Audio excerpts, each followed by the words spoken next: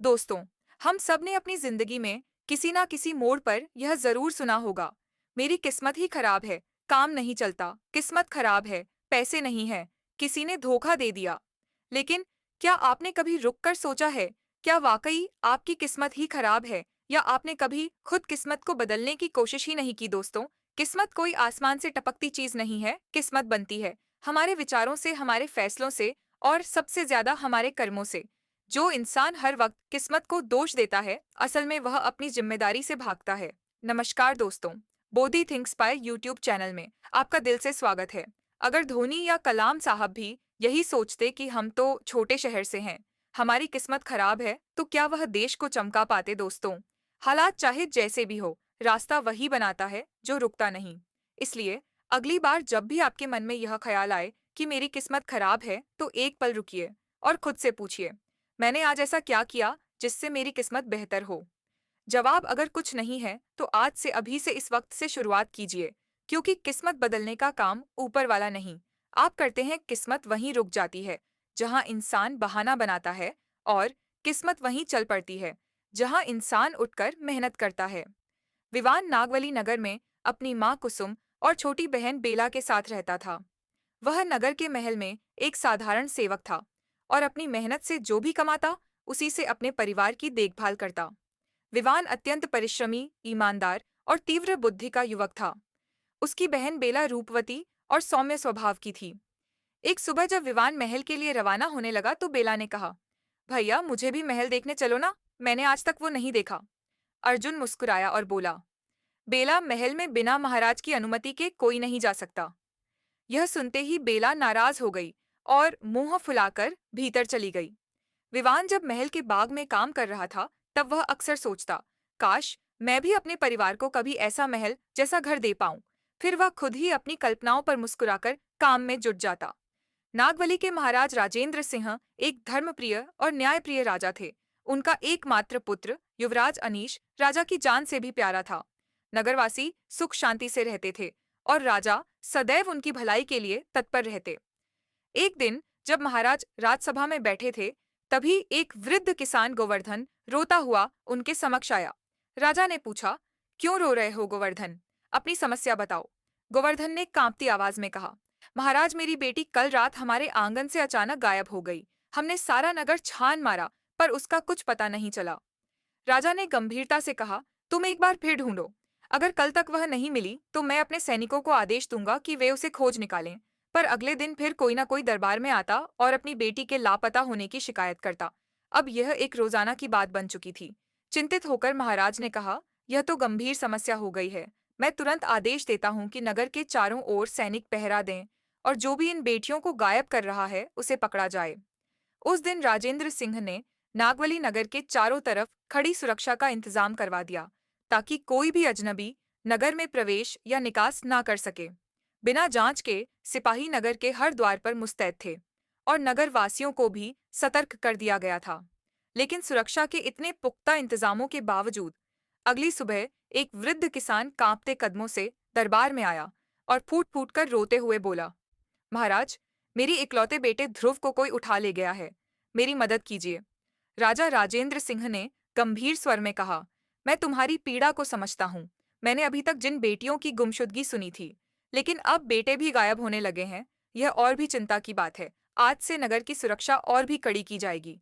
तभी उन्होंने दरबार में खड़े विवान को बुलाया, एक मेहनती होशियार युवक जो राजमहल के ग्रंथालय में काम करता था। राजा बोले, विवान, मैं तुम्हें एक अत्यंत महत्वपूर्ण कार्य सौंपता हूँ। नगर की शांति को कोई रहस्यमय शक्ति भंग कर रही है। मैं चाहता हूँ कि तुम नगर के भीतर रहकर पता लगाओ कि यह गुमशुदगियां किसकी करतूत है। यदि जरूरत हो तो कुछ विश्वसनीय लोगों को साथ लो। जो आज्ञा, महाराज विवान ने सिर झुकाकर उत्तर दिया, और उसी शाम से नगर की रातों में छिपकर निगरानी शुरू कर दी। अंधेरी रात थी। विवान एक छत की आड़ में बैठा था। तभी उसने कुछ असामान्य देखा। आकाश में एक भयानक भेड़िए जैसे चेहरे वाला मानवाकार प्राणी उड़ रहा था। उसकी चमकती लाल आंखें और नुकीले पंजे देखकर विवान के रोंगटे खड़े हो गए। हे देव, यह तो कोई राक्षसी शक्ति है। वह बुदबुदाया और खुद को चींटी काटकर परखने लगा कि वह सपना तो नहीं देख रहा। वह प्राणी कालवृंत एक घर के पास उतरा, और फिर कुछ ही पल में वहां से गायब हो गया। विवान दौड़कर उस घर में गया। वहां एक बुजुर्ग किसान रहता था। विवान ने उससे पूछा, क्या तुम्हारा बेटा यहीं था? किसान कांपते स्वर में बोला, वह तो यहीं सो रहा था, लेकिन अब बिस्तर खाली है। दूसरे दिन विवान ने राजा राजेंद्र सिंह को सारा वृतांत सुनाया। राजा बोले, विवान, यह सब अविश्वसनीय लग रहा है। क्या तुमने कोई सपना देखा है? महाराज, अगर आप कहें तो आज रात कुछ गांव वालों को साथ लेकर हम पहरा दें। अगर वह प्राणी फिर आया तो हम उसे देख भी पाएंगे और पकड़ने की कोशिश भी कर सकते हैं। राजा ने सहमति में सिर हिलाया।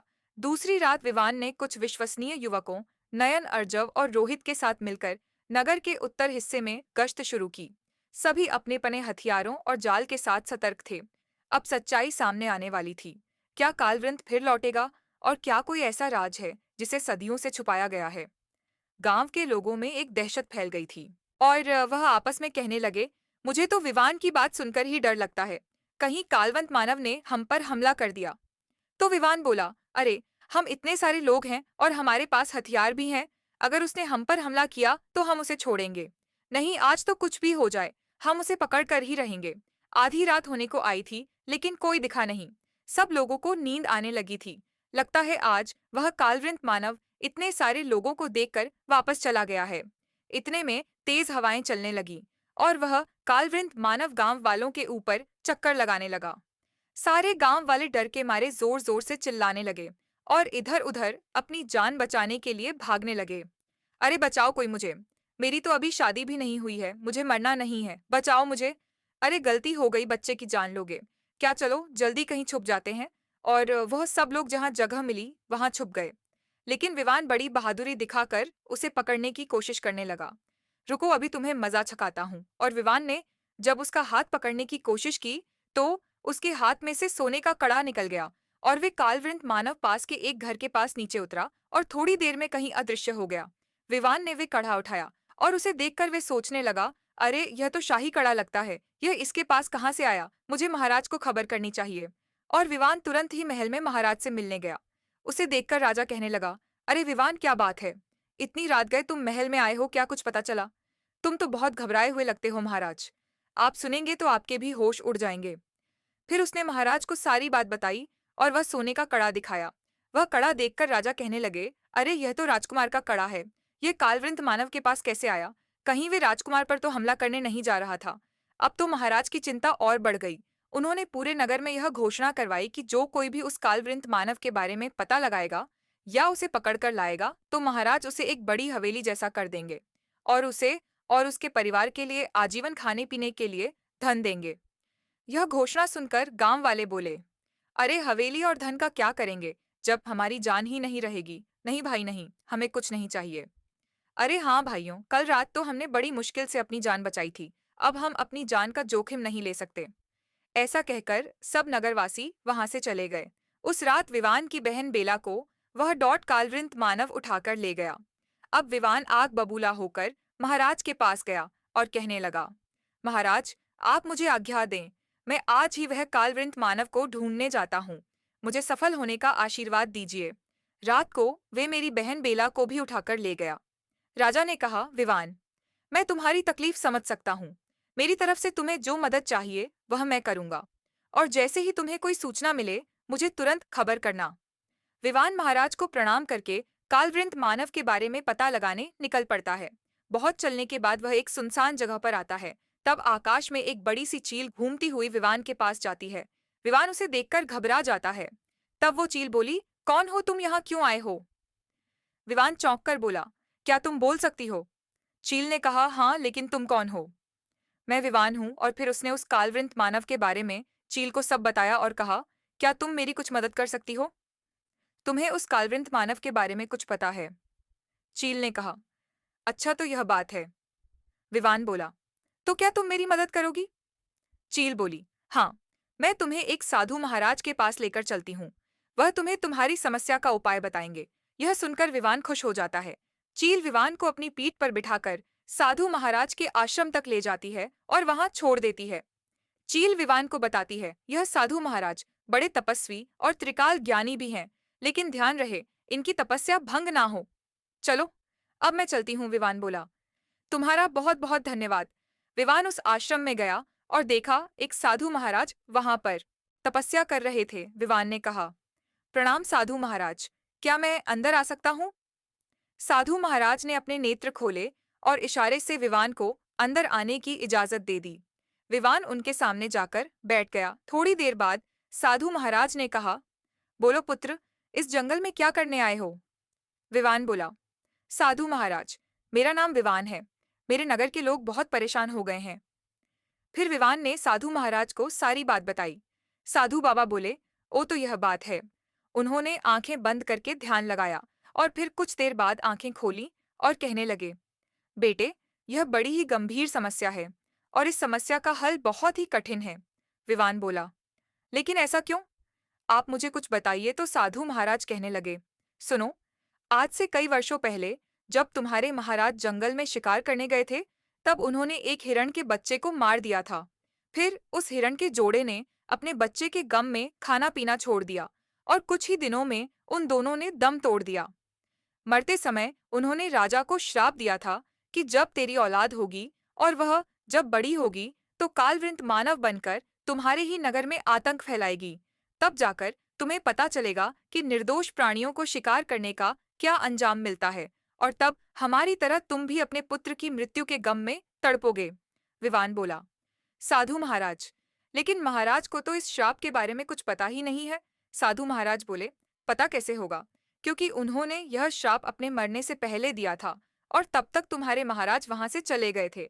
ऐसा कहकर साधु महाराज विवान को उनके आश्रम से कुछ दूर एक पेड़ के पास लेकर गए और कहने लगे, यह देखो, यह वही जगह है जहां महाराज ने उस हिरण के बच्चे को मारा था और यहीं पर उस हिरणी के जोड़े ने मरते समय महाराज को श्राप दिया था।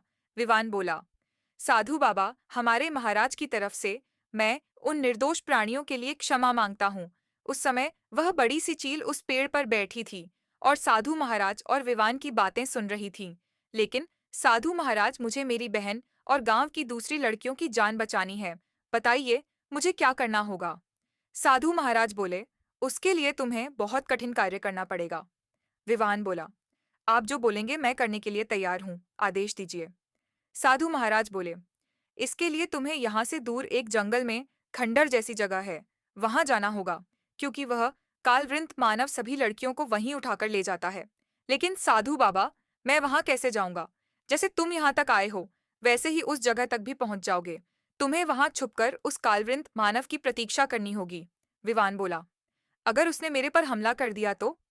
साधु बाबा बोले, उस कालवृंत मानव के प्राण उसकी पूंछ में है, तो तुम्हें उसे मारने के लिए उसकी पूंछ काटनी पड़ेगी। विवान बोला, लेकिन वह तो राजकुमार है, मैं उन्हें कैसे मार सकता हूँ? तुम्हारे पास और कोई चारा नहीं है? पता नहीं जब तक तुम वहां पहुंचोगे वह और कितनी बेटियों को उठाकर ले जाएगा। वह भेद दिया। अमावस्या के दिन सबसे ज्यादा ताकतवर हो जाता है और पूर्णिमा के दिन सबसे ज्यादा कमजोर हो जाता है। उस दिन वह अपना शिकार करने नहीं जाता है। पूरे महीने में एक ही दिन फिर सबसे ज्यादा कमजोर होता है। तुम्हें उसी समय का फायदा उठाकर उसे मारना होगा। विवान बोला, मुझे आज्ञा दीजिए बाबा, मैं उस कालवृंत मानव को मारने के लिए चलता हूँ। साधु बाबा बोले, एक बात याद रखना, तुम्हें उस कालवृंत मानव की पूंछ काटकर यहाँ लेकर आनी है और इसी स्थान पर वह पूंछ रखनी है। विवान बोला, लेकिन क्यों साधु बाबा? बोल, तभी उस हिरनी के जोड़े की आत्मा को शांति मिलेगी और उन्हें मुक्ति मिलेगी। ठीक है साधु बाबा। विवान साधु महाराज को प्रणाम करके वहां से निकल जाता है। साधु महाराज के बताए हुए रास्ते पर चल पड़ता है। तब रास्ते में एक बहुत ही डरावनी जगह आती है और वह सोचता है, यह तो बहुत ही भयानक जंगल लगता है, मैं यहाँ से वापस नहीं जा सकूंगा। हे भगवान, मेरी मदद कीजिए। तभी वह बड़ी सी चील वापस वहां पर आती है। विवान उस चील से बोला, क्या तुम मेरी इस भयानक जंगल से बाहर निकलने में मदद करोगी? चील ने कहा, इस जंगल में बहुत ही खतरनाक जानवर रहते हैं और वह तुम पर कभी भी हमला कर सकते हैं। तुम मेरी पीठ पर बैठ जाओ, मैं तुम्हें इस जंगल से उस पार लेकर चलती हूँ।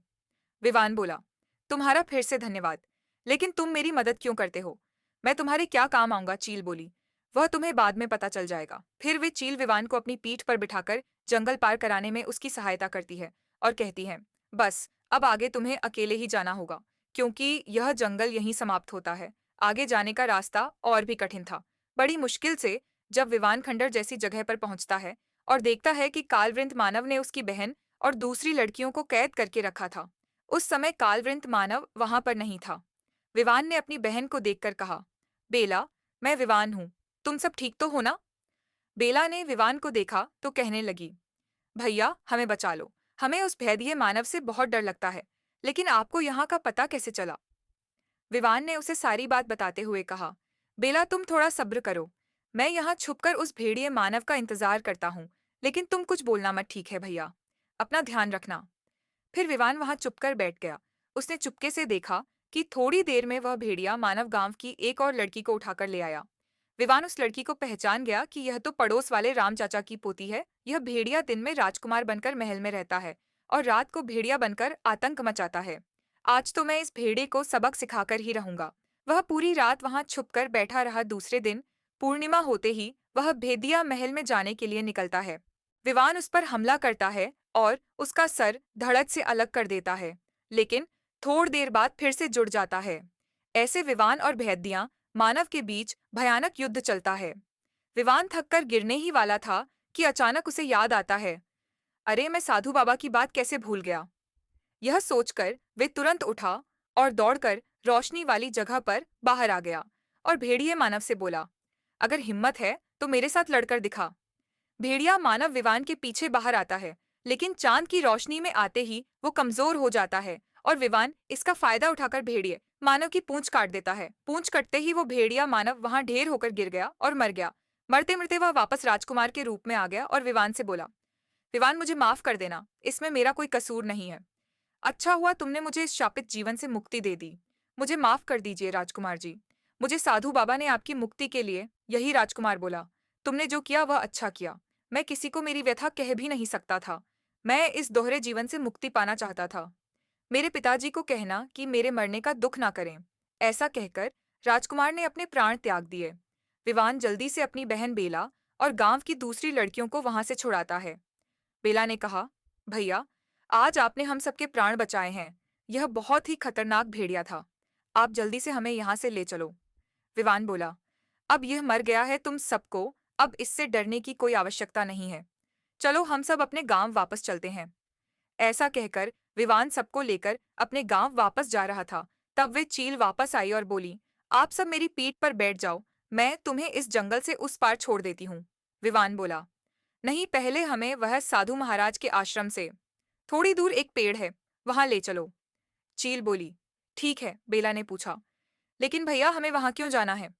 विवान बोला, मैं तुम्हें वहां जाकर सब बताता। विवान ने साधु बाबा के कहने के अनुसार वह पूंछ उस पेड़ के पास, जहां वे हिरण के जोड़े ने अंतिम सांस ली थी, वहां रख दी और हाथ जोड़कर प्रणाम किया और फिर चील से पूछा, लेकिन अब तो बताओ, तुम हमारी मदद क्यों कर रही थी? चील बोली, आज मेरा बदला पूर्ण हुआ। मैं वह हिरण के बच्चे की मां हूं, जिसने अपने बच्चे की मृत्यु का बदला लेने के लिए फिर से जन्म लिया था। इसलिए उस भेड़िया मानव यानी राजकुमार को मारने में मैंने तुम्हारी सहायता की। अब मेरी आत्मा को शांति मिलेगी। ऐसा कहकर वह झील वहां से अदृश्य हो गई। विवान और सभी लड़कियां यह देखकर दंग रह गईं। विवान सभी लड़कियों को नगर वापस लेकर जाता है और सभी लड़कियों को सुरक्षित गांव वापस आते देखकर गांव वाले खुशी से झूम उठते हैं। विवान सीधा राजा के पास जाता है। राजा विवान को देखते ही उससे कहने लगे, अच्छा हुआ विवान, तुम आ गए। राजकुमार कल से गायब है। कहीं वह भेड़िया मानव मेरे पुत्र को तो उठाकर नहीं ले गया। विवान राजा को सारी बात बताता है। यह सुनकर राजा के होश उड़ जाते हैं। राजा की तबीयत बिगड़ने लगती है और राजा विवान से कहता है, विवान, मैं अपने पुत्र के बिना जीवित नहीं रह सकूंगा। मुझे अब जीने का कोई मोह नहीं है। मेरी वजह से आज मेरा पुत्र इस दुनिया में नहीं रहा। मेरे मरने के बाद तुम इस राजगद्दी पर बैठना और अपने राज्य की सुरक्षा करना। मैं यह सब अब तुम्हें सौंप कर जा रहा हूँ। विवान बोला, नहीं महाराज, मैं आपको कुछ नहीं होने दूंगा। विवान और कुछ कहता, इससे पहले महाराज अपने प्राण त्याग देते हैं। विवान महाराज के जाने से बहुत दुखी हो जाता है और रोते हुए खुद से कहता है, मैं हमेशा मेरे परिवार को ऐसे महल जैसे घर में रखना चाहता था, लेकिन मैंने कभी महाराज का बुरा नहीं चाहा था। मैं महाराज के गद्दे पर उनकी तस्वीर रखूंगा और उनको दिया हुआ वचन निभाऊंगा और प्रजा के सुख और सुरक्षा के लिए अपना जीवन समर्पित करूंगा।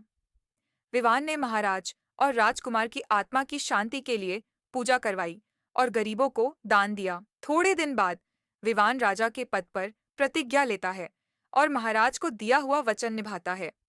वे अपनी प्रजा के सुख और सुरक्षा की जिम्मेदारी निभाते हुए एक अच्छे और सच्चे राजा के रूप में अपनी जिम्मेदारी का पालन करता है। उम्मीद है दोस्तों, आपको यह कहानी पसंद आई होगी। तो कहानी अगर पसंद आई है तो इसे लाइक कीजिए और अपनी प्यारी प्यारी कमेंट्स करना बिल्कुल नहीं भूलिएगा।